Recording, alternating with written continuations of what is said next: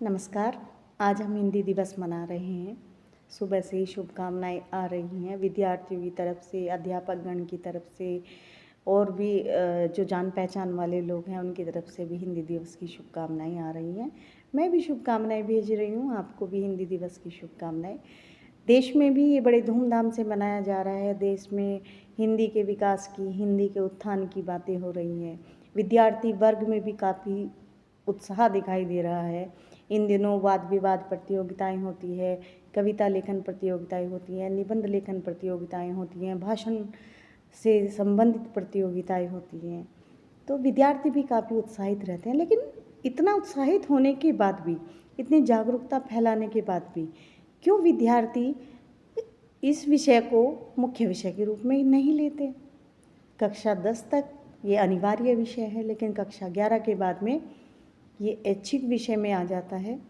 और सरकार कोशिशें कर रही है इसको अनिवार्य करने की, लेकिन अभी तक विद्यार्थी वर्ग में इतना उत्साह नहीं देखा जाता कि इसको मुख्य विषय के रूप में लिया जाए। उसका सिर्फ एक ही कारण है कि उन्हें आगे इसमें कोई भविष्य नज़र नहीं आता। उन्हें लगता है कि इनमें रोजगार के अवसर कम हैं, जबकि ऐसा नहीं है।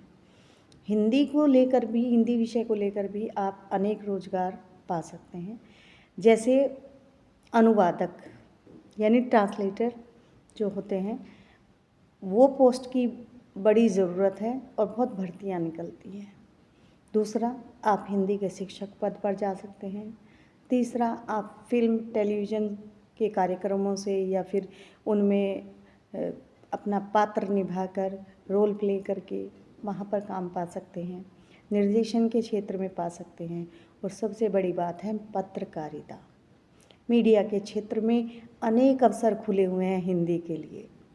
आप संवाद लेखक बन सकते हैं, आप विशेषज्ञ बन सकते हैं, विषय विशेषज्ञ बन सकते हैं, आप मनोवैज्ञानिक बन सकते हैं। बहुत सारी चीज़ें हैं जो हिंदी से जुड़ी हुई हैं, लेकिन हम लोग रटी रटाई रास्ते पर चल रहे हैं, लीक से हटकर नहीं चल रहे। लीक हमने बना लिया बीटेक, बीबीए, एमबीए, ये सब कुछ हमने लीक बना ली है और बस हमारा उद्देश्य यही रहता है कि इस पर चले। लेकिन इससे अलग भी अवसर है, हिंदी में अवसर हैं। आप उनके बारे में सोचिए ना। आप अच्छा लिखते हैं, आप कवि बनिए, आप लेखक बनिए। आशुतोष राणा का नाम तो आप लोगों ने सबने सुना होगा। वो फिल्म क्षेत्र से अधिक अपनी हिंदी के लिए जाने जाते हैं। बहुत अच्छा बोलते हैं, तारीफ़ काबिल बोलते हैं। सोशल मीडिया एक अलग क्षेत्र है आपका, स्वतंत्र होकर अपने विचार दीजिए। हिंदी के लिए आप वहाँ पर बहुत ज़्यादा अवसर है। यूट्यूब पर, ट्विटर पर आप स्टोरी राइटर, कहानी लेखक बन सकते हो। आपकी कहानी जो आपके दिमाग में चलती है उसको दुनिया के सामने लेकर आइए। हो सकता है एक दिन आप उससे ही इतने प्रसिद्ध हो जाए। तो बहुत क्षेत्र हैं जो हिंदी को बढ़ावा देते हैं, हिंदी में रोजगार देते हैं। राजभाषा अधिकारी, राजभाषा प्रबंधक, सरकारी क्षेत्रों में भी बहुत सारी नौकरियां हैं। तो मुझे विश्वास है आप मेरी बात समझ गए होंगे।